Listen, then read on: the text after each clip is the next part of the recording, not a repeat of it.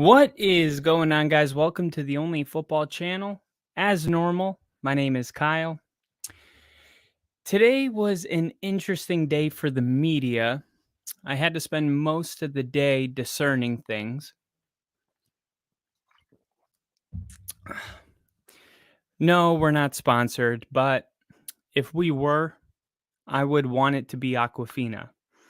This is my favorite drinking water. I've also realized that when I start going live, I don't want to get right into the juicy details because it takes some time for people to see the notification to get in. And I realize when I start really fast, people maybe they join in the middle of me saying something. It's my fault because I went too fast from the beginning. And just got out of the gym, feeling good, feeling solid. Today, let me talk a little bit about myself for a second. As far as me, the person, Kyle, I have been going through a pretty tough week. And I say this to motivate anyone else out there that just has, those weeks where it's just like, oh my God, you just want to stay in bed the entire day. And, sometimes it's tough, to keep pushing on, but you got to keep your support group, whoever that is, send out a tweet, let people know that you're not doing well if you're not doing well, because people can't help you if they don't know what you're going through. And a lot of times it's not until, it's too late and we're like, oh, we had no idea. Don't only count on those people to reach out, but reach out to someone else. If you feel like, hey, you haven't been yourself, you're not laughing, whatever, just keep that in mind. Life is bigger than all this. And for me, I'm going to court to finalize things, hopefully get some custody so that I can, be a father. So you can imagine that is stressful. Court sucks, man. I mean, you literally have to go to a building where their job is to make you look like the biggest piece of shit, and you have to sit there and take it. And if they say something that's out of line, you can't correct them, because then it's like anger management with Adam Sandler. Then you actually look crazy. Courts, court is like mandatory therapy. It is. There's nothing you can do to to make people, people see what they want to see. And I've also learned in divorce, if you're, with somebody, you never know who's watching this. Whoever has the first punch in a divorce has a massive upside. It's kind of like football, right? Whoever scores first kind of can control the game once they score. And it's your job as a defense or the petitioner to make sure that you have a respond for everything. But the way it goes in court is they say something, then you get an opportunity to say something, but then they get that third opportunity to have the last rebuttal, and then it goes to the judge and there's nothing you can say. So in a way, it's like having a football game where you score, let's say you defer in the first half, and then you score before the first half, and then you get the ball back. It's really tough to come back from those games. The football references might be a little out of hand, I know, but it's only football, so I have to tie it in somehow. As far as the media today, I just want you guys to know I wake up and I dive in to see what's going on around the league. I'm sure you guys do the same thing. Probably a lot of you, right? When you wake up, check in to see what's going on. Over here in the West Coast, we wake up and the East Coast is, already halfway. I mean, not halfway, but they're at lunchtime by 9 a.m. our time. So when we wake up on the West Coast, it does feel like there's a lot of catch up, right? Living on the East Coast, if a story breaks at 8 a.m., you can retweet that right away.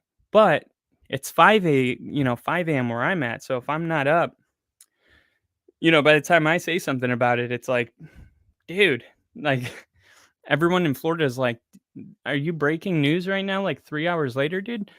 Um, so anyway, when you're checking the media, there's a lot of bullshit, right? Let's just call it what it is. You go through, you see, okay, this is clickbait. This is a real story. This isn't. This is a real concern, right? This is irrational. Well, one of them today was Stephen A. Smith um, doing a podcast, and he was talking about the situation with Stefan Diggs.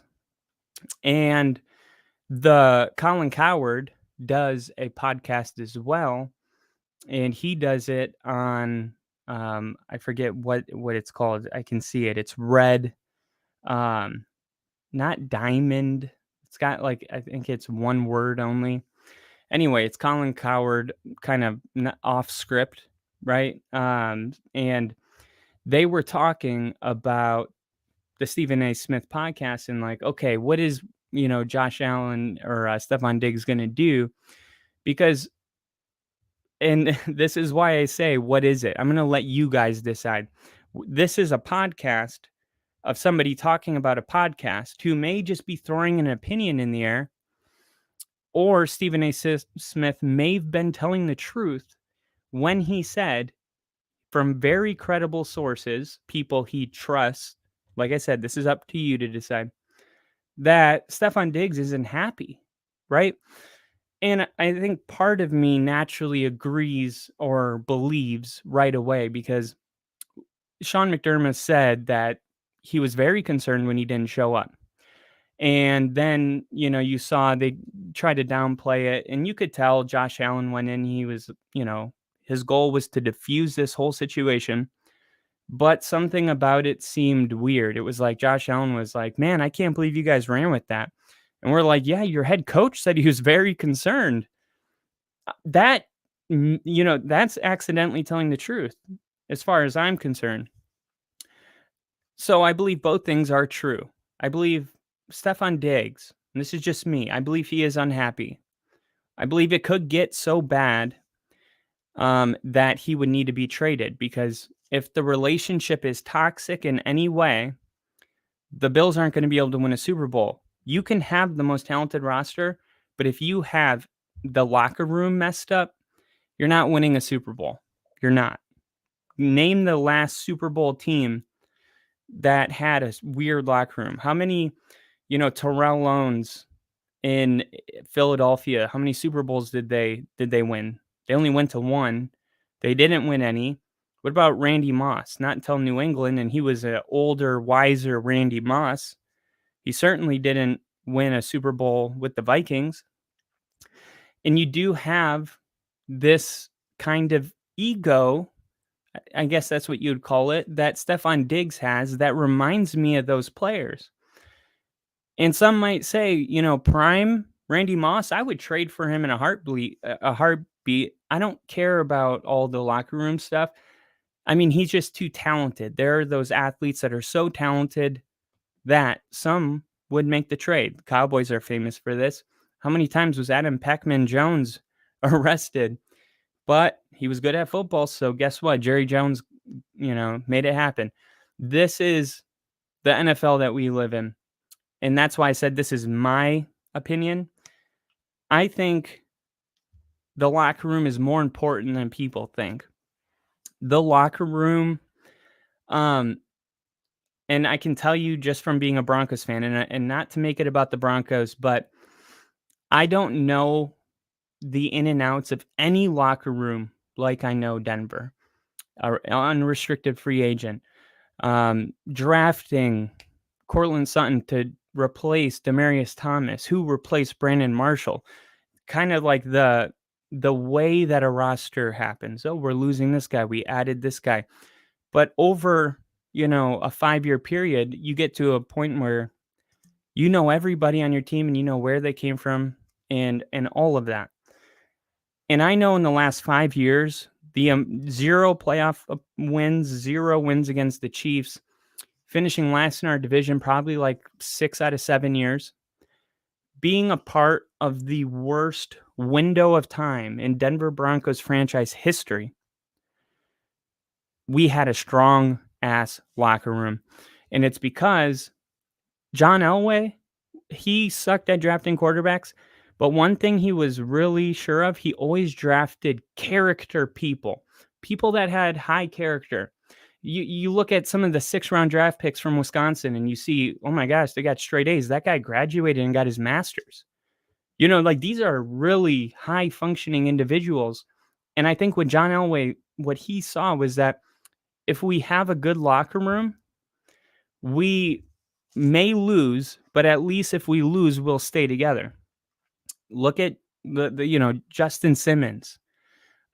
These Even when he was a young man, I mean, he was like wise beyond his years. Like you could tell he was stepping into a leadership role. We have veterans across the board.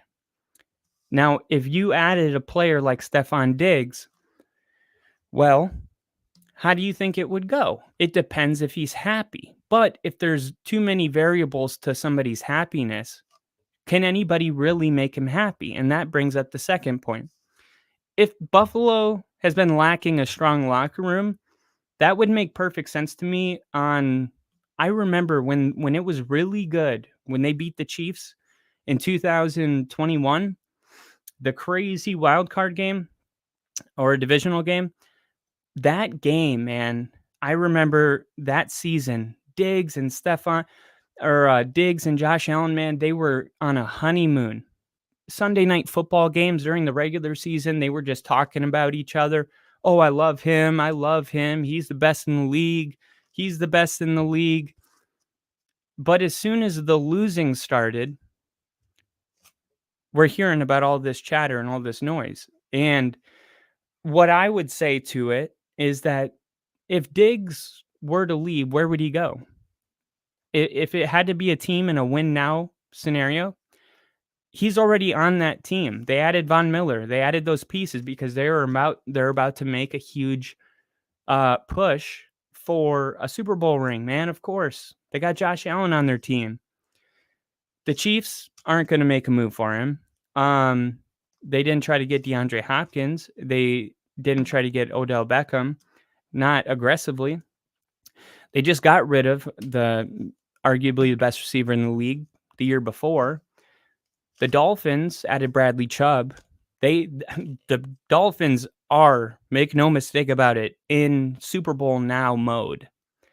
Whether people respect Tua or not, that's where the Dolphins are at. They don't need Stephon Diggs. They already got Waddle and Tyreek. So when you really think about it, I don't think he's going to be happier anywhere else. He was having issues with Kirk Cousins in Minnesota. And, and then when he got traded to Buffalo, it was like everything's all better now. But I learned this when I was young. I used to move around a lot, right? Because I needed fresh starts. And I didn't learn until I did inner work that every place I would find the same things, no matter where I went.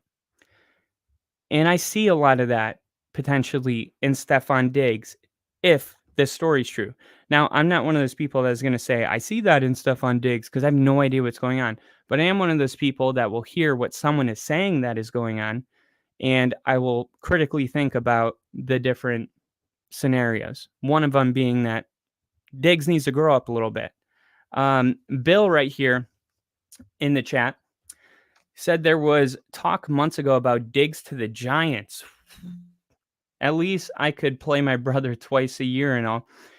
We can't afford him, though, and I don't really know if he's a fit. I'm going to be honest. I don't think he is. Because what the Giants are building right now, it feels like it's a very youthful thing to me from an outsider looking in. And I feel like somebody of Stephon Diggs' caliber could come in to the Giants, and it's like a different wavelength. You know what I mean? Like if he plays for Buffalo and Buffalo has, Josh Allen, if he came to the Giants, I feel like he wouldn't be the synchronicity would be off. Like he doesn't know what they built last year, right? He's like the piece that you add when this year goes really well. But even so, I mean, I'm assuming if this year goes very well, that Jalen Hyatt had a hell of a season, maybe offensive rookie of the year. Everything I'm hearing out of New York with the first and the second team offenses is that he stands out, which is actually also standard to hear with a number one or number two, um, arguably even a number three wide receiver taken in the first, second, and third round. Um, I mean, there's a reason they were taken that high. And I do wonder if Stefan Diggs, what I personally think is that unless he fixes his relationship, because do you think it's a coincidence that Sean McDermott is a defensive minded head coach and they're struggling with a wide receiver? Now, let's not overthink this. Remember when Zach Taylor got hired for the Bengals? And that was kind of going on with what was it? What was it? Andy Dalton, right? Couldn't figure out. And then Joe Burrow got drafted, and then immediately it was like, I heard it like this. I don't know if it was today or a couple days ago, but it was said offensive coaches are easier to, um, what was the word? Forgive. It was like they can bring the most out of you, right? They can boost your performance, and they're also quicker to forgive, right? Brian Flores with Tua, it was messy. Um, Bill Belichick with Mac Jones, he's calling people in the locker room. Josh Allen with Sean McDermott in the middle of the playoffs getting blown out at home, right? And then you look around, and it's like, okay, if you have a star quarterback and a progressive coach, things are going to work out. That's, it's like even with the Broncos, it's like Russ might not work out, but we got Sean Payton, right? I don't think he's washed, but we'll talk about the preseason game later. But there's a lot of defensive coaches having kind of power struggles within the organization with their top offensive weapons, probably because Stefan Diggs is a very emotional player. Probably because he believes that the team genuinely believes that the team has its best chance of winning if they can put the ball in his hands frequently. And you've seen, oh no, we're going to run the ball here. We're going to do play action. We're going to run with Josh Allen again. It's a very tough kind of, offense. It almost reminds me of, I would say like the Packers, right? The Packers kind of had this, like they have Stephon Diggs, but Rodgers had Devontae Adams, but they would get really far, but they wouldn't win the Super Bowl. But then you couldn't really put your finger on what went wrong, even if you had to. So they fire Mike McCarthy. They bring in Matt LaFleur. And then the same thing happens, but they're a little bit better. They're winning more games, more MVPs. I mean, when they fired, what's his name from Dallas, Mike McCarthy, when they fired him, if you would have told me Matt LaFleur's 2 or 3 seasons, Rodgers will win MVP, I would have been like, you are high. But that's how much the coach matters. And that's why even with Peyton, he said the first thing he's going to do is he's going to sit down with Russ. He's going to put film on of him making amazing plays. And then he's going to give him the right lyrics to dance to, because he was set up for failure last year. He's not a pocket quarterback. I don't know if they asked him not to run, but he wasn't running. He was 15 pounds heavier. He was, Sean Payton just threw all of that away. And now we're going to see how it works. Bill said, I think the Buffalo ties are played into it more than anything. Very, very accurate assessment, I would say. Russ is not washed. He just needed dad to come home and smack some sense into him and get him back in line. He lost 35 pounds or something. Is that right? 35 pounds definitely sounds awesome. It was 15 pounds. That's what Sean Payton said. So, but for a football player, that's, if you've stayed at a certain weight your whole life, and you're losing, because once you find your football weight, you don't really generally move too much unless you're trying to do small things. Like, who did we see? Lamar Jackson last year. He went up to like 215. I think he was at 206. No, he went up to 225, I think, trying to get his body more jacked. And people were like, is he going to be slower? What a bunch of pressure on Lamar Jackson this year to pan out, right? So yeah, that I just wanted to throw the Stephon Diggs thing out there because I don't want to be a podcast talking about a podcast. But if there is some truth to what's going on, you guys deserve to know that I'm hearing noise, right? That's all I'm going to leave it at. I'm hearing some noise, some chatter. But you know what? Winning has a way of just making it all go away, especially with Stephon Diggs. But we're going to have to wait for week 1 to feel, okay, how does this look on TV?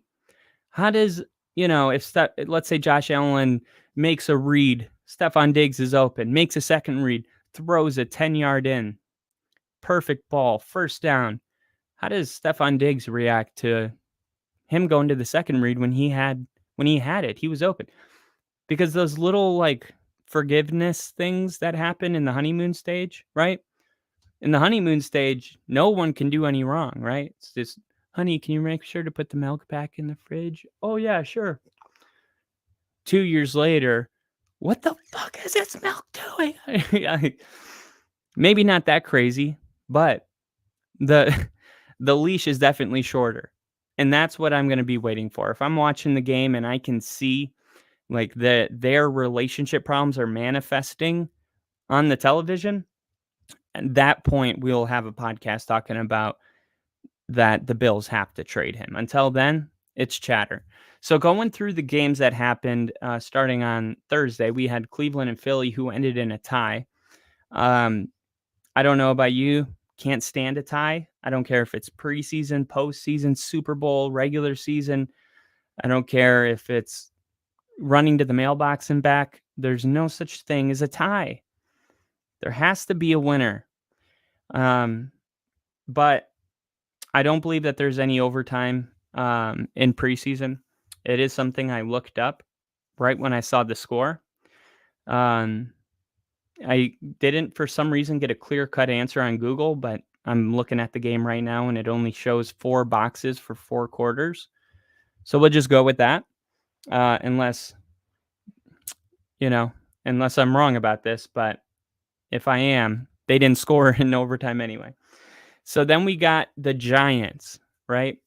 21-19 beating the Carolina Panthers. And the Giants now, they're not showing their record here, but whatever. They're either 1-1 or 2-0, right?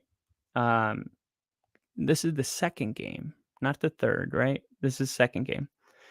I think there's only 3 preseason games now. That's what it is. Unless you play in the Hall of Fame game, and then there's 4. Don't quote me on that. But the first touchdown went to Bellinger, and that was 4-yard. It was a short pass left for 4 yards and a touchdown. That was a 12-play, 75, 4-minute and 55-second drive. Now, I just want to say that is a very, very, very great drive. I mean, let's look at this drive, right? Because we don't get to see Daniel Jones, in the games for, very long. So let's look. It started, of course, with a 65-yard boot, and that would be a touchback. Daniel Jones comes out on the field with 15 minutes in the first quarter. First thing he does is a short pass to Darren Waller for 6 yards. It's just good to see Darren Waller on the field. I mean, we know how much injuries and whatever was going on in Vegas with McDaniels. NFL's better when its best players play. Darren Waller's one of the best tight ends in the league. Most athletic player. What's his name? He got fired for being racist and all kinds of things. Not Urban Meyer. I don't know why I'm drawing a blank. He was the head coach for the Raiders. Whatever. I'm moving on. It'll come to me when I'm not even thinking about it. I can't believe John Gruden. Jesus. John Gruden. John Gruden called Darren Waller the most athletic player he had ever seen. And obviously, John Gruden, racist or not, has been watching football players for a very long time. So that means something. Daniel Jones went after that back to Darren Waller, 12-yard reception. So here we go. Daniel Jones, he had an incomplete pass, short left to who? Darren Waller. I love seeing Darren Waller. So it was like definitely Brian Dabble had an agenda. Now that I know what he did last year with trying to test the emotions of Daniel Jones, now I'm looking at everything through an angle. What's his angle here? I think his angle is getting Daniel Jones and Darren Waller on the same page and getting the timing going, because I do think Darren Waller, with the heavy running game with Saquon Barkley and the speed of Jalen Hyatt, there's going to be a heavy, heavy dose of Darren Waller. And then when you're, playing the run or you're doubling Darren Waller, there's Hyatt over the top. Oh, moonball, tug. Sorry for screaming. That was loud in my ears. Negative 3-yard pass. Daniel Jones pass with short middle to Jalen Hyatt for negative 3 yards. Daniel Jones scrambles right, pushed out of bounds for 6 yards using his feet. Daniel Jones, short pass to Darren Waller again. Gotta love to see that 12-yard gain, followed by a 20-yard pass, short right to Higgins to Carolina's 9 for 20 yards. So now we are in we call it the hot zone, right? The red zone's when you get into the 19-yard line. The hot zone is when you get inside the 10. Daniel Jones pass short for Paris Campbell for 5 yards. Now we're on the 4-yard line. This is what we would call the scorching zone. Daniel Jones pass left to Bellinger for those 4 needed yards. Touchdown, and the extra point by Gano was good. And that is how you lay your ginormous Brock cock on the table when you go out there. They said you weren't worth the money. They said it was a fluke. You guys believed, you bought in, you paid your quarterback. You got people that are willing to die for Daniel Jones, saying he deserves all of that money. You showed me that.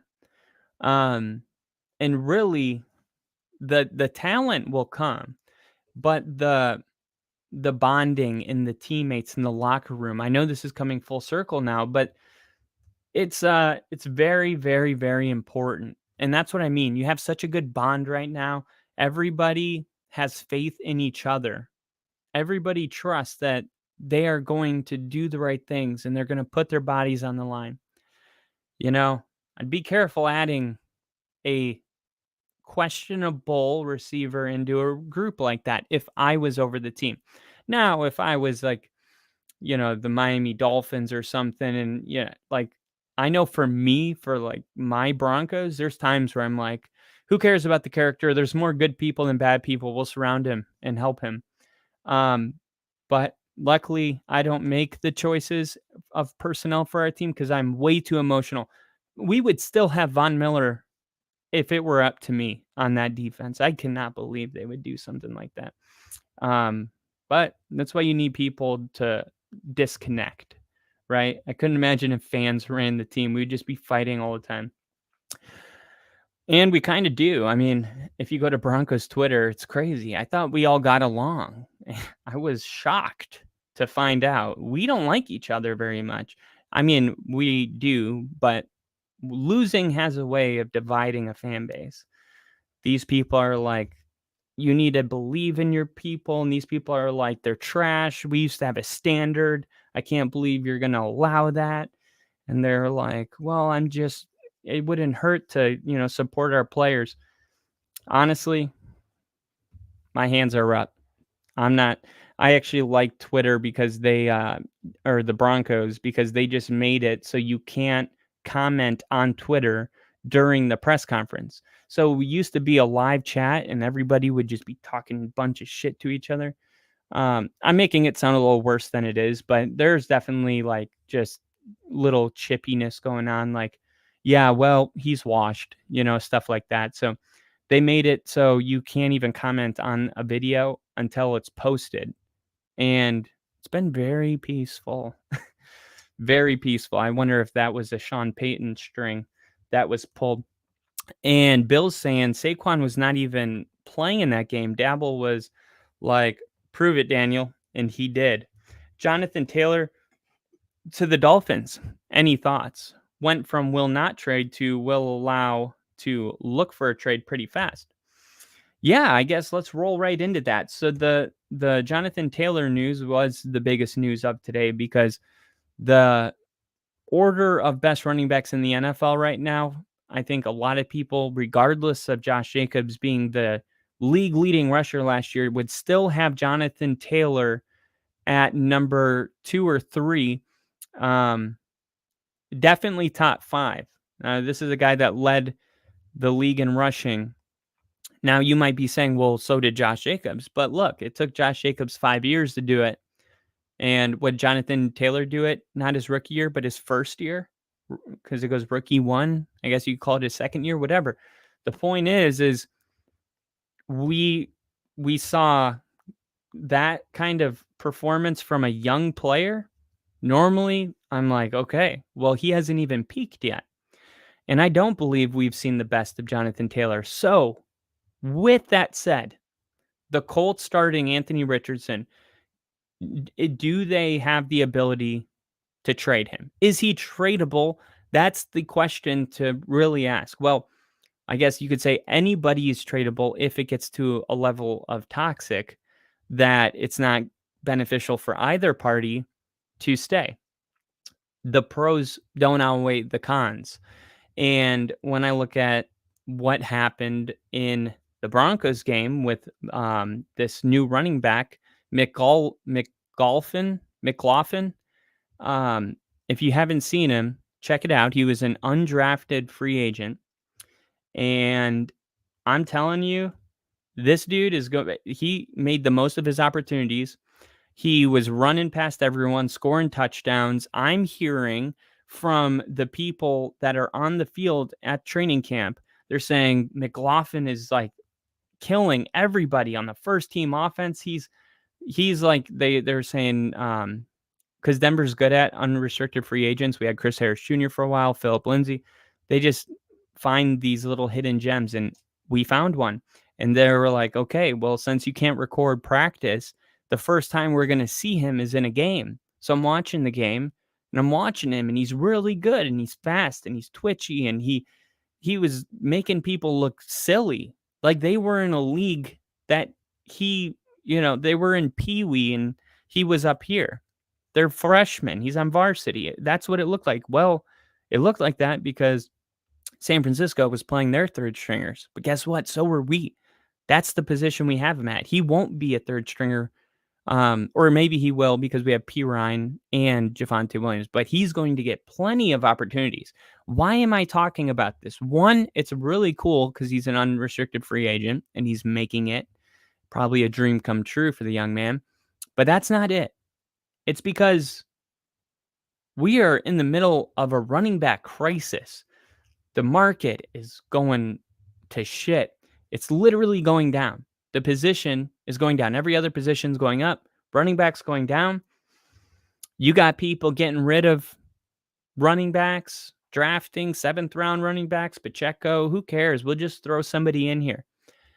And then you got Denver with an unrestricted free agent coming in and making splashes right away. The question, whether you like it or not, for the owners is how valuable is a running back if we have a 20% chance of getting a random running back and he could be successful, right?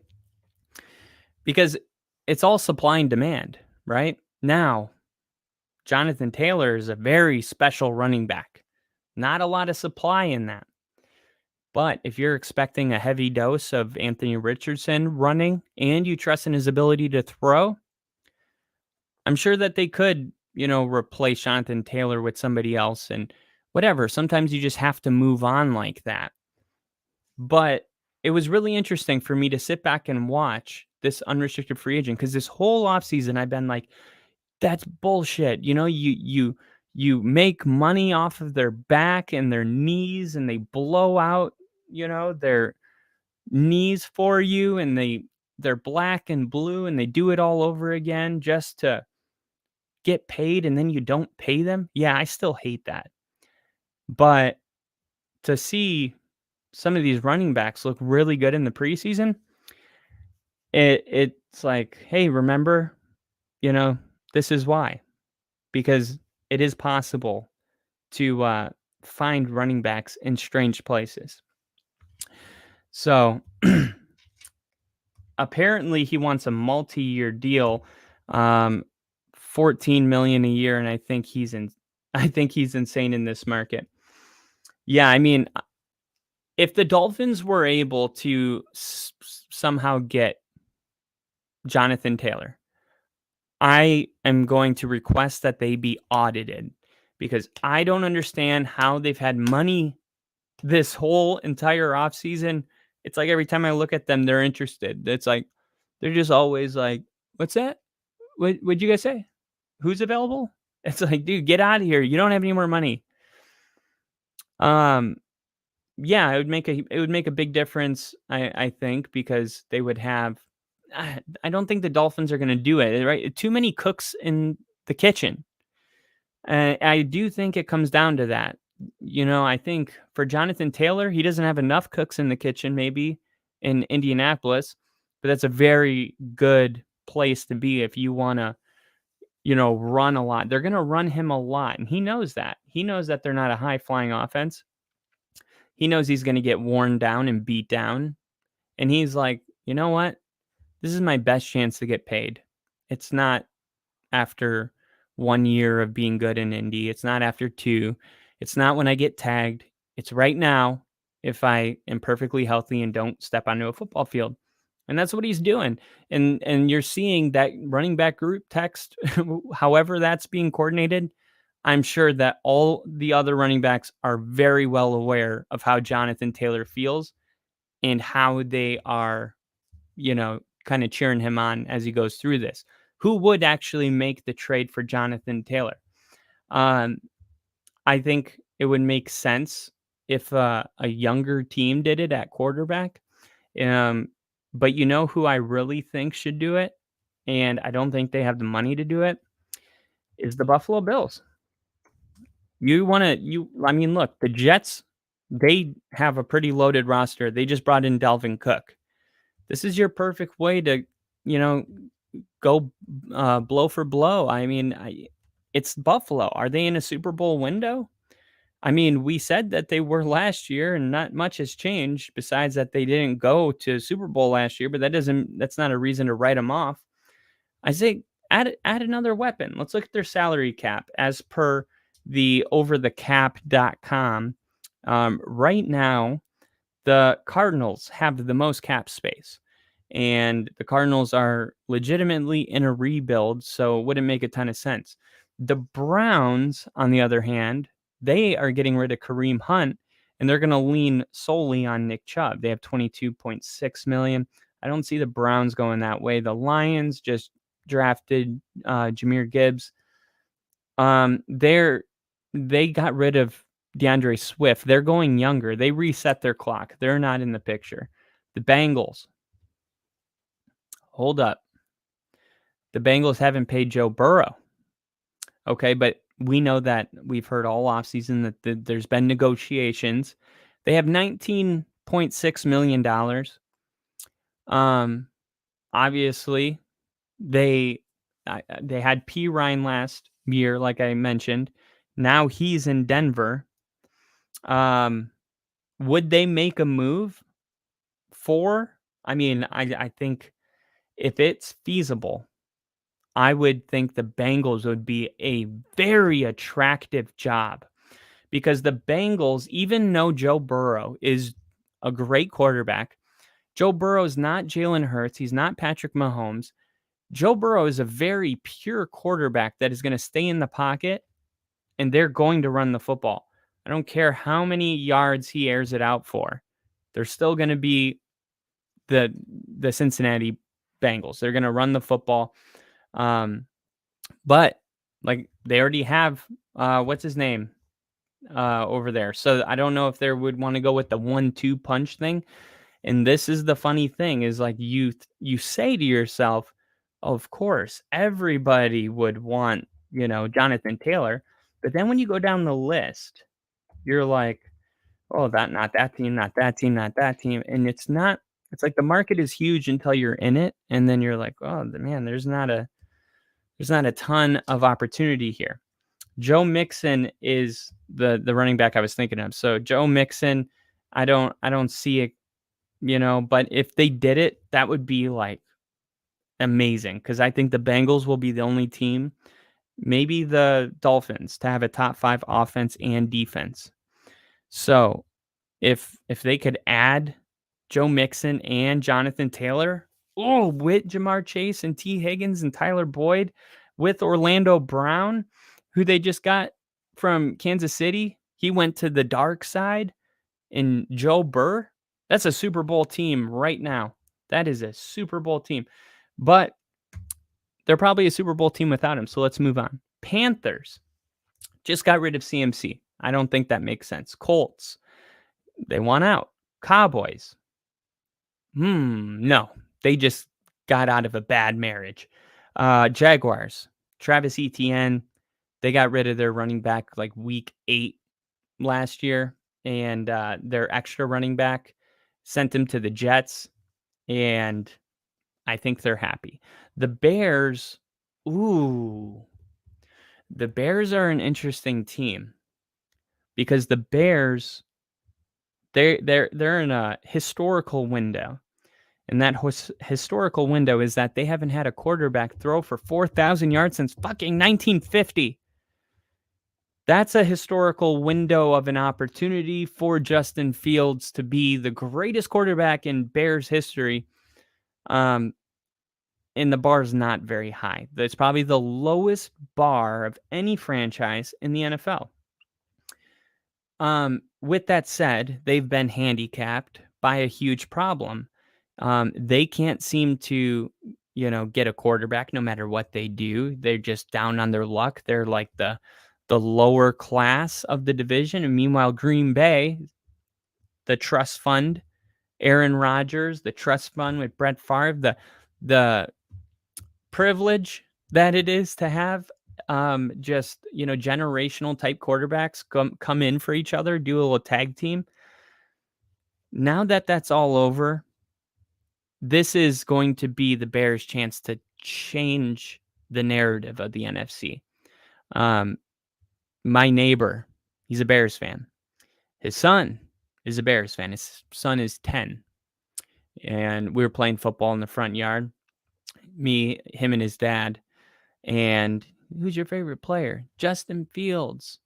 And Justin Jefferson, ironically. You're hearing young kids, oh, Justin Fields is my favorite. If Fields goes out there and throws for 4,000 yards, the Bears get 10 wins. That kid, he's starting to get to that age where he's going to remember full seasons. it's going to be when he is my age. He could be like, I remember, the Bears always being good. I don't remember the Packers ever being in charge. So when you see a shift that big, I like to look back on it and say, when did it happen? This is the season we'll look back on if Justin Fields pans out.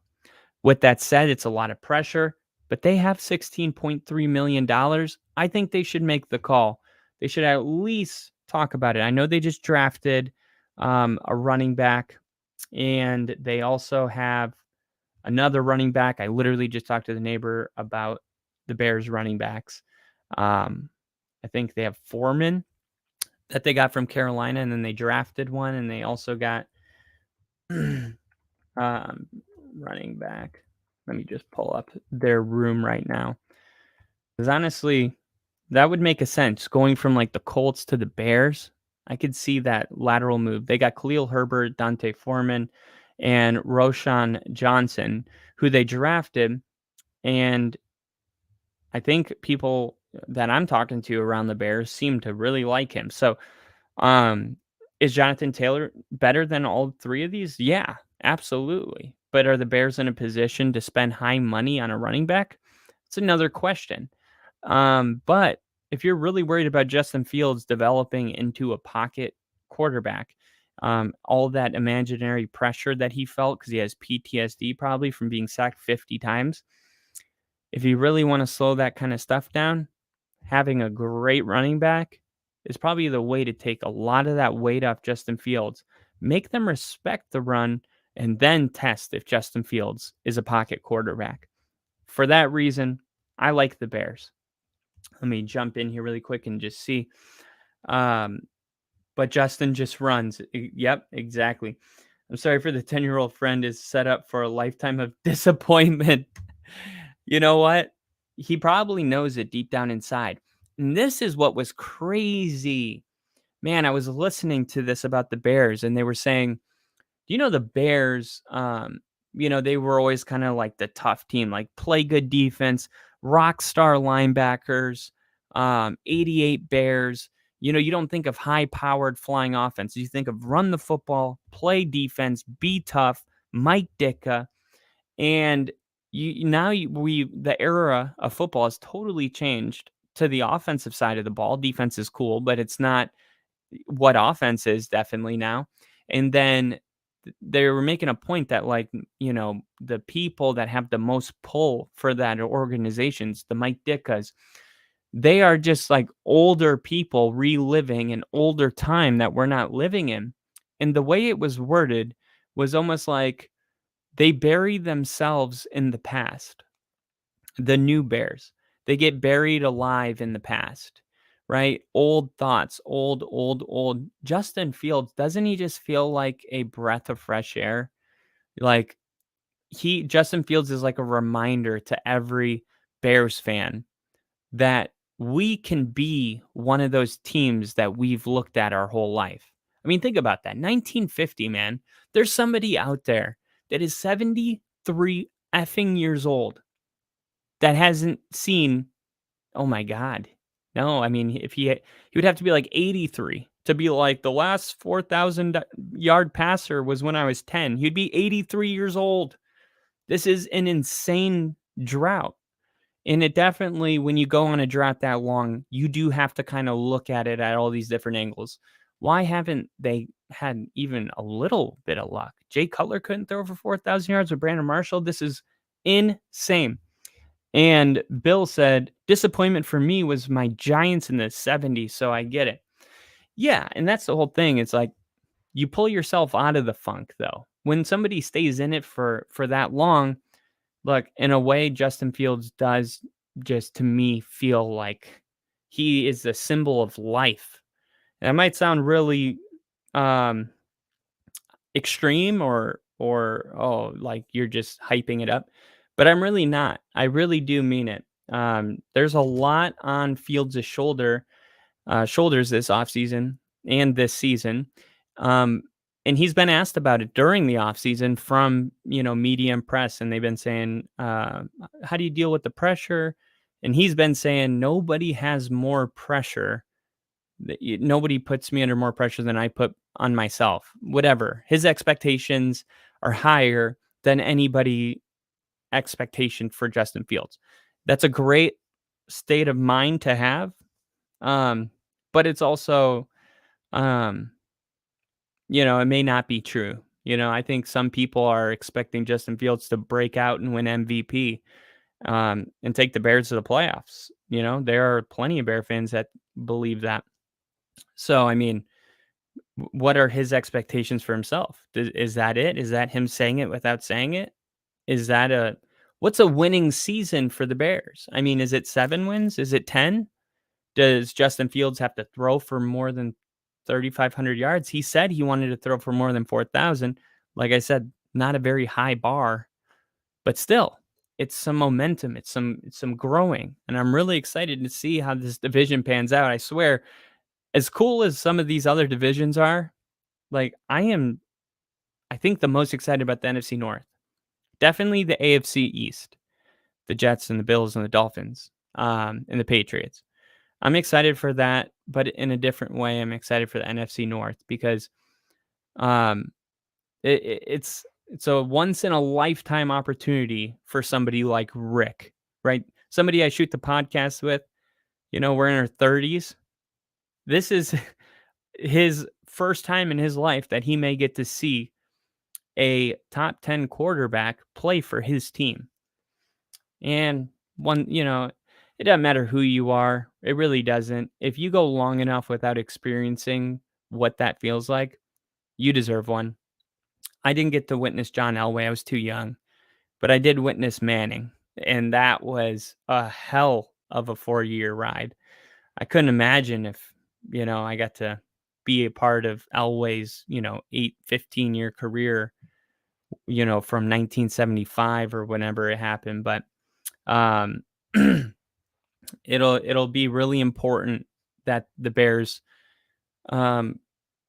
make some clear progress, which I think will be easy. I see the Bears as a 7-win team. I don't feel like that's a stretch at all. And when you consider the fact that they had the number 1 overall pick last season, you could make an argument that is very great progress, winning 7 games.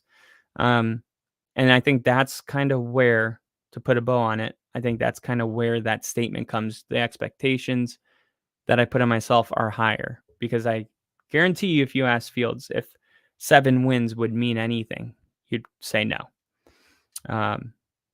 And who knows, man? He could have a Jalen Hurts type year. You just never know. So the trade, though, the reason I went on to the Bears was because I had it planned out to talk about the Bears, as you could see in my tweet. And I also wanted to figure out where the hell Jonathan Taylor could go. So after the Bears, we had the Patriots, who just got Ezekiel Elliott. The Packers are an interesting team because they have Aaron Jones, and they also have the bigger running back right behind him. I'm blanking on his name. They have Jordan Love. Maybe they want to run the ball. I don't think so. Packers don't spend money. Period. Have you noticed that? Aaron Rodgers definitely does. The Eagles, could you imagine? Oh my gosh. Could you imagine? But they don't need to. They have DeAndre Swift, and Dolphins have running backs, have weapons. Commanders, I don't think anybody wants to go to the Commanders, but they don't need a running back because they have Robinson. He got shot. He got drafted and then he got shot and he missed, I think, like 10 games or something. But he looked really good when he came back. Keep an eye on that guy. And then Titans got Derrick Henry. Chargers going with Eckler. They won't even pay Eckler. That'd be hilarious. Texans, they got Damian Pierce. Falcons got Tyler Algier and Bijan Robinson. Seahawks rolling with Kenneth Walker. Saints still believe in Kamara. Steelers got Najee Harris. The Vikings have Adrian Peterson. I'm just kidding. Alexander Madison is a good running back, and he did so well that they felt that they could move off of Delvin Cook. They did not move off of Dalvin Cook, and they were surprised about it, and they're hoping Madison pans out, right? That's a scenario where they might bring in Jonathan Taylor. This was a scenario where Alexander Madison came in for frequently injured, unfortunately, knock on wood this year, Dalvin Cook, many times and played very well, averaged 22.5 fantasy points a game, maybe even 23.5. And they were like, "Well, I mean, why would we pay that one? We got, this guy that's having the same kind of success. Maybe that's maybe the pay difference is this much, but the skill difference is only that much, right? Is that much more skill worth that much more pay?" Obviously, they weighed these out and said no. That's why Dalvin Cook's a Jet. So I don't have the Vikings because I do think they believe in Madison and they don't want to spend money on a running back. The Rams are going with Cam Akers heavy. The Jets have Dalvin Cook. The 49ers, well, they have CMC. The Broncos have Javonte Williams. And like I said, now they got 3 pretty capable running backs, but I would love to see the Denver Broncos make a move. I mean, that would be incredible. I could not imagine. But I say this pretty much anytime a player that's not supposed to be available somehow comes available. I'm always like, come on, Denver. Never happens. Ravens, J.K. Dobbins. This could be huge for the Ravens. Now, let me take a moment and remind you, 1, 2, 3, 4, 5, 6. We're on the 6th least amount of money. So I think we ran out, right? We're at like 7 million cap space. And these teams generally like to keep some cap space open in case anything tragic happens injury-wise during the season. So yeah. I mean, I don't think the Ravens, the Bills, the Giants, the Raiders, the Chiefs, or the Bucks. I mean, the Bucks don't even have $1 million. The Bucks have $612,000. It's crazy. Where is all of their money? I mean, I feel like I can name you like 5 stars right now. Obviously, you got the 2 receivers. Okay. You got middle linebacker White. I'm sorry, there's just not enough talent. There's not enough talent to be like, we only got 600 grand and we're in last. But that's what happens when you buy a Super Bowl. Go ahead and ask the Rams, who are right above you with only $10 million, which seems like a lot more than 600,000. So I won't make it seem like it's not. Bill said, you got that Walmart money, Kyle, make it happen. You know what, though? You're not wrong, because when you got a billionaire, I don't even know what to call him, because calling him a billionaire just seems like an insult to how much money they got. Wallen. I'm going to see the net worth really quick. Rob.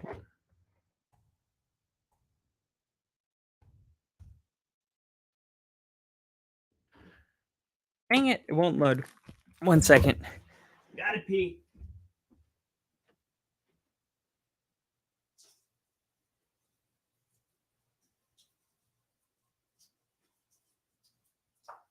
The walls and the candles.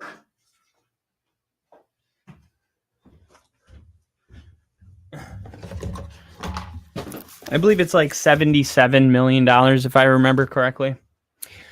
Anyway, plenty of money there to make a move. And then the last thing I'll mention is about the game. Obviously, the Broncos game. We heard going into this game that Russ was going to play about 25 snaps. And I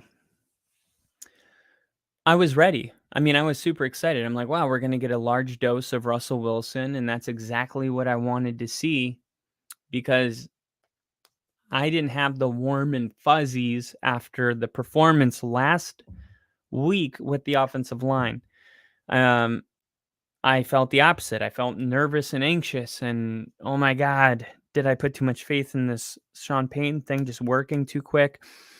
So when I saw Russ go out on, I believe, an 18 play drive, um, there was a lot to like. I mean, there was a couple times where there was a lot of running um, by the running back. And then there was a couple plays where Russ dropped back. The pressure was there immediately, but he was able to run forward and get 13 yards. And we saw him run a couple of times.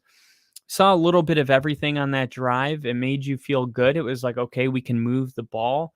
The only thing we didn't see was a deep shot. I would have liked to see one big play, 15 to 20 yards downfield.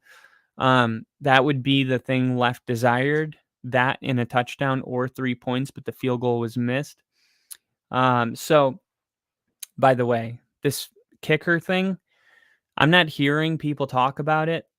I just want you to be on record that I am very, very, very, very, very concerned about Denver's kicking situation.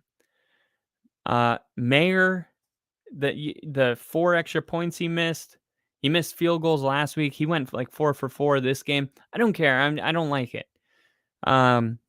I definitely think Brendan McManus was a better kicker. Now he's with the Jacksonville Jaguars, and he was also our only player left from Super Bowl 50. So I don't like that either. But if you're going to replace somebody, at least have them we didn't even know who the hell we were going to get.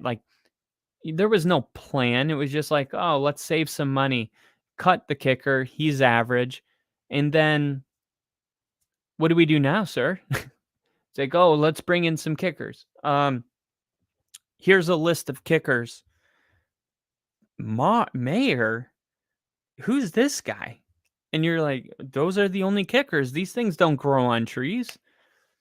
So we bring them in, and they have a kicking battle. And I think the battle last week was how many kicks they could miss. Bill's got a punter problem. Look, we have a punter problem too, I think. We have Riley Dixon, no, not Riley Dixon. We have another punter. We had a punter last year, and then we cut him, and now he's back. That's what I'm saying. It's like we're just kind of going through all of the kickers that can't make a roster. They're all taking turns going in preseason, and none of them look. When your kicker goes out and he's fucking stretching his leg, Justin Tucker kind of does that one motion, leg goes way up, like he could kick God in the face. That's how high it goes. And you're just like, this is in. This is definitely in. Those are, I call those I don't know, vibes, the energy. You just know it. You're like, that is a confident man, right? I'm telling you, 9 out of 10 times, start paying attention to it. If a kicker's running out on the field, look at his demeanor and try to guess based on his body language and his eyeballs if he's going to make the kick or not. You will mostly be right. I've been wrong before. I've seen a nervous kicker somehow squeak it in, but you could definitely tell it had to be squeaked in, right? But then you got your Justin Tucker, just automatic, like a machine, a freaking robot out there just booting it. So yeah, I'm very concerned. So I just wanted that to be on record. I do think Russ is not back yet. To say Russ is back, let me just say clearly for the whole podcast what I need to come on this show and say Russ is back. I need to see not a Super Bowl win. I don't need to see the Broncos go to the playoffs to say Russ is back. I need to see a game where he has, say, 40 to 50 yards at least rushing, 350 yards passing, 3 rushing touchdowns, or 3 passing touchdowns, or 2 passing touchdowns and 1 rushing, but 3 total touchdowns. I don't care if he runs for 2, throws 1. I need to see, like, Russell Wilson, many touchdowns, many yards, using his feet, throwing deep balls. Then I will come on here and be like, Russ is back. Whoa, I just saw a moth come in. It made a sound in my ear and everything. Bill, watch Gino. Trust me, he's missed less than 5 per year field goals and extra points combined. Oh, Gano.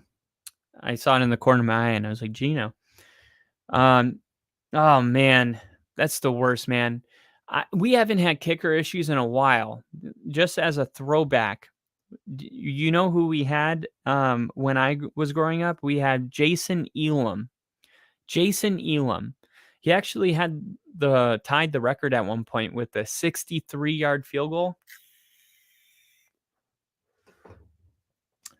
And then we moved on to Matt Prater, right? And Matt Prater is still in the league today. And Matt Prater is probably like 42, 41, 40, something like that. And he beat the record. Of course, we're in Mile High, but he beat Jason Elam's record and kicked a 64-yard field goal. Then we moved on to McManus. And because honestly, the Matt Prater was in the bottle, we'll say. So we moved off of him and got Brandon McManus. And dude, we went to the playoffs for Super Bowl 50. McManus went like 15 for 15. I don't think he missed a single. And from that moment, it was like, we got our kicker. So in a way, I think why I'm so uncomfortable is because I haven't been here before, ever. I've never had my kicker run out and be like, you fucking loser. What are you doing out there? It's always been like, hey, look at our kicker. Look how calm he is, because I got to talk through the games. That's one thing I miss about streaming. It's just like watching, the Broncos game with like Aaron and just being like saying just stupid shit. I don't know. Like, look how serious he looks. You can tell he's gonna make it, right? And I'm like super serious, and she's just like, yeah, of course. And I'm like, oh, I told you he was gonna make it. She probably thinks the dumbest version of me is during Bronco games. I swear, you could tell me anything, and I'm just like so locked into the game. But week 1, it's August 22nd. Can we just take a second and appreciate that we did it pretty much? So, I mean, as far as the schedule goes, we have preseason week 3. This will be the final week of preseason for those of you wondering. So Thursday, August 24th, I will, I'll tell you now. So we got the Steelers and the Falcons, the Colts and the Eagles. Friday, we got Lions, Panthers, Patriots, Titans, Chargers, 49ers, all on Friday. Saturday, we hit the Hawks and Packers. That's always a fun classic. Cardinals, Vikings, Browns, Chiefs, Bills, Bears, Jets, Giants. Jets, Giants. Let's go. Battle of New York. Bengals, Commanders. We thought Jets, Giants might be week 1. Remember, Bill? Then we got Bengals, Commanders, Ravens, Bucks, Dolphins, Jags, Raiders, Cowboys, Rams, Broncos, and Texans, Saints. And I think for week season, we're going to start calling preseason week season. I think for preseason, what they try to do week 3 is make sure that whoever you play is very close. Notice that, right? Dolphins, Jaguars, Miami, Jacksonville, LA, Denver, Las Vegas, Dallas, Cincinnati, DC, New York, Buffalo, Bears. Believe it or not, that's only a 3. I believe that. No, I think that's something ridiculous. I think it's a 1-hour flight. Flight Buffalo to Chicago. Time. That's a 1 hour and 35-minute flight. So, I mean, these preseason games are all about, hey, let's stay close to home. Let's take it easy because mother effer football is back. And then we roll right into week 1, baby. We hit that 1 bye week. Okay, so we're gonna do a little tiny bye week. Game's gonna end. We're gonna have to talk about. I mean, we're gonna talk about week 1 for 2 weeks. So let me tell you now, the first week when we're on that bye week, like we're waiting for the Super Bowl, we're gonna do our division predictions, and then I'm going to obviously Super Bowl, all of that kind of stuff. That's what I'm going to be doing during the week of waiting. And then after the bye week, when we go into the legit week before, so I'm talking September 1st to September 7th, or September 7th on a Thursday. But you get the picture. When we get into that week, we're going to be doing, guess what? Game predictions. The parlays, right? We're getting back into the real flow. There's no more just like, "Oh, I'm just gonna, talk about the news." Like, we got shit to talk about, and we're gonna be diving into it, and it's a week away. I'm so stoked, guys. I'm so excited that we made it back to the regular season, and then, oh, man, then we go to Denver, and we bring you the most epic football season that you guys have ever seen up close and in person. And that's the way the cookie crumbles. I'm Bruce Nolan with Eyewitness News. Back to you. Bill said we play the Cowboys at home week 1. Can't wait for you and the Jets week 5, though. Yeah, I'm going to be, before that game starts, I'm going to be just jump roping, boxing. I'm going to make a short of me training for Broncos Jets. Just like a boxer getting ready for an epic fight. It's like at the end, it's going to be a plot twist. It's like getting ready to sit on my couch and eat popcorn. Broncos Jets.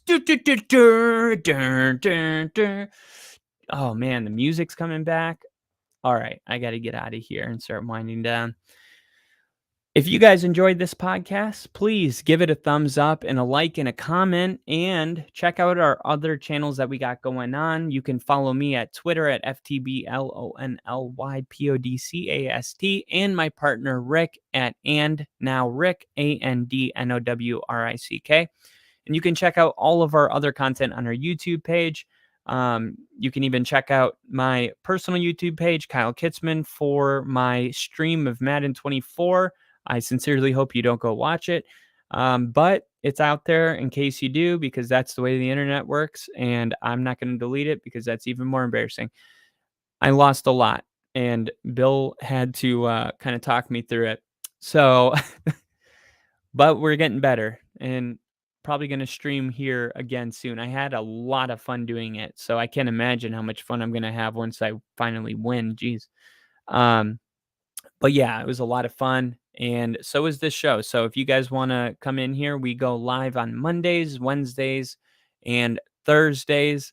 During the NFL season, we normally talk about the breakdown of the games that happened on Monday, and then on Wednesday we make our storylines going into the week, and then Thursday our predictions for Sunday, and that's the way that rolls. So if you can roll with it, then go ahead and subscribe. Make this your home for NFL football. We sincerely hope you do. Thank you guys for tuning in. Bill, thank you for coming in as well as contributing through the comment section. We always appreciate you being in here, and I hope you have a great night. Until then, go Broncos. See ya!